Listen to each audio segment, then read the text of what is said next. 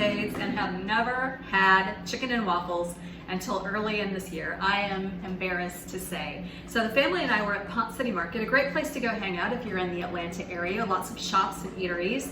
And we went our separate ways to get what we wanted for lunch to bring it all back together. My daughter Alana and I went out and got Indian street food. My husband went to the fried chicken place. When we converged together, I saw he had chicken and waffles.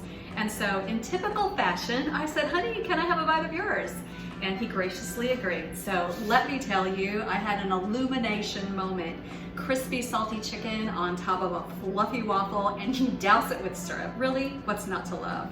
So this is my take on a kung pao chicken and waffle, because my brother had texted me saying he and his daughter were having kung pao waffles in Indianapolis, and I thought, what a great thing to try to mimic at home. So I have here a cup of buttermilk and a tablespoon of this chili garlic paste, very readily available, and I have marinated some chicken tenders in it for about an hour. I just really like the way that buttermilk tenderizes chicken, so I use it a lot for that purpose.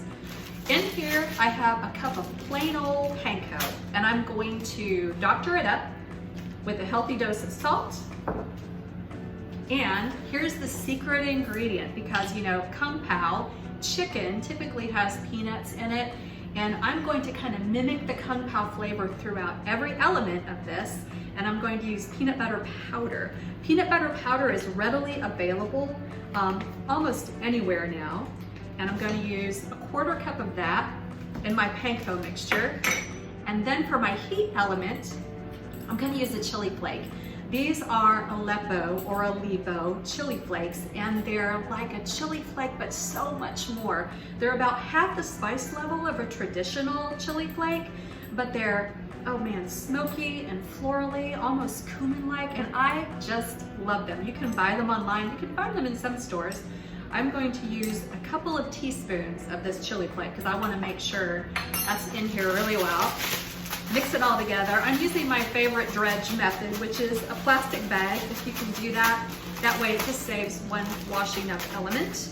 And then I'm going to take my chicken and place it in the dredge and make sure everything gets very well coated. All right, all my chicken is in the bag. I'm going to seal it and give it a really good toss. It's going to have that chili pepper heat in there, the crunch of the panko, which I love to use. All right, and then we're going to place it in this basket. I'm going to use a multi-cooker to cook this. I've done it both ways, in a multi-cooker and on the stove. In here, I'm going to use the tender crisp setting, so it's going to like air fry this. I've also sauteed it in a pan. Either or is good, but now I'm going to place all the chicken into my basket and get it ready to put in my multi-cooker. All right, I love that. And the best part about this, give it a toss and you're good to go. I'm going to spray this with just a little bit of oil before I put it into my multi-cooker. And it's going to go in here for about 15 minutes. My dad named this R2D2. So this is going to go into R2D2 for about 15 minutes on the air crisp setting. Okay, my multi-cooker is set. We're moving right along to the waffle batter. I have in here a cup of flour. I'm going to add to it, here we go with the peanut butter powder again, a 1/4 cup of the peanut butter powder, gives it a nice peanutty flavor. There we go. Gonna add a pinch of salt. I also need a 1/4 cup of a neutral oil that you would use for baking. This is grapeseed oil. So there that goes. And then we need an egg. Very nice. I'm going to whisk those together just a little bit. Then we're going to add in a cup of milk. This is buttermilk. I thought since I'm using it to dredge my chicken tenders, why not go ahead and also use it in my batter here. And then, this is kind of a heat level thing. So I'm going to use a tablespoon of this chili garlic paste also in my batter. And here we go, sesame oil. A tablespoon of this beautiful toasted sesame oil. Another flavor enhancer. It's going to be amazing. And then this needs 2 teaspoons of baking powder. Here we go. Whisk it all together. And I'm making it right in this dish that's going to make it kind of easy to pour out into my waffle maker. All right. My waffle maker has been heating up, and I think it should be about ready. So let's give this a try. Get a couple things out of the way. And this will go by pretty quickly. All right. This amount of batter is going to make you about 4 of these round waffles. If you have a square waffle iron, it's going to be a little bit different for you. That should be just enough. Ooh. I love waffles, no matter what kind. All right, and then the syrup, Kung Pao syrup to go with everything.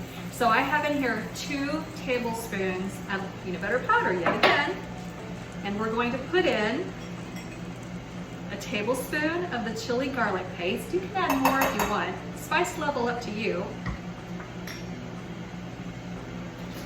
Actually, I'm going to start here. This is a little different. These are my coconut aminos. Anyway, 4 tablespoons of that, and I'm going to mix it a little bit with the peanut butter powder just so the peanut butter powder is not clumpy. And then, here's the delicious part, the maple syrup. Now, coconut aminos, if you're not familiar with them, it's kind of like tamari. It has a slight sweetness to it. That's why I'm using it in the syrup, because it's more sweet than if I would use soy sauce, which is just salty. Bless you, Mommy. 1, 2, 3, 4. Very nice. And then I need a tablespoon of this toasted sesame oil. And then one more little thing is rice wine, rice vinegar. I call it rice wine vinegar sometimes, and it's rice vinegar, otherwise known as mirin. 2 tablespoons of this. It's a sweet vinegar, so it's also going to lend to the beautiful Kung Pao flavor we're going to get in this. Here's my whisk. And you can keep this on top of a stove if you want, but I'm just going to do mine in the microwave. And I'm almost tempted to tell you to make double, because you're going to want a lot of this. It's so good. All right, so the waffle is, when you see it start to steam like that, it means it's almost done. And I have a fork that I'm going to check it in just a minute.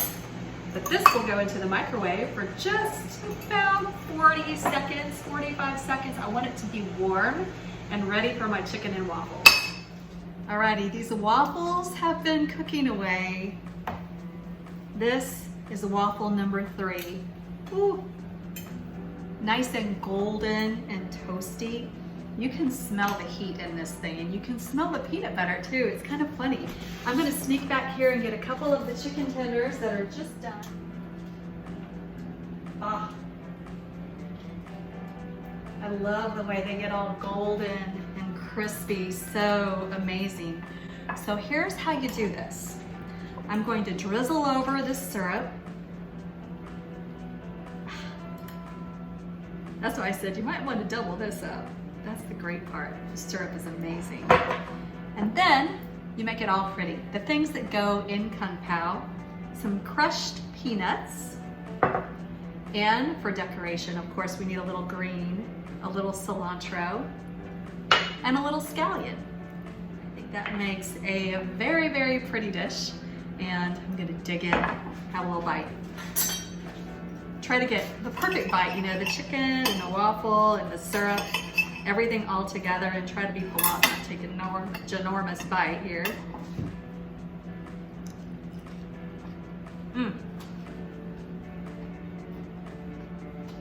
So good.